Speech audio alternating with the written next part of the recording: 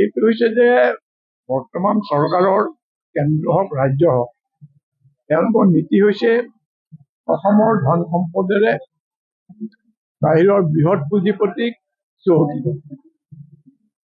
এতিয়া হাতীবিলাক আৰু তাত আৰু আম্বানি উঠি নুফুৰে, এক ধৰণৰ মানে বিশাল এটা চিৰিয়াখানা ধৰণৰ বস্তু বনাব খুজিছে, আমেৰিকাৰ ডিজনী ৱৰ্ল্ডৰ নিচিনা। তাত জীৱ জন্তু দৰকাৰ, সেইটো নিজৰ কাৰণে নহয়, ভৱিষ্যতে দৰ্শকৰ কাৰণে মুকলি কৰিব আৰু তাৰ পৰা তেওঁ কোটি কোটি টকা উপাৰ্জন কৰিব। গতিকে ইয়াৰ পৰা যদি লাভ হয় আম্বানিৰ লাভ হ'ব, অসমৰ লোকচানেই হ'ব। ইতিমধ্যে অসমৰ পৰা যিমানবোৰ হাতী হৈছে ইতিমধ্যে 23টা হাতী মৰিলেই।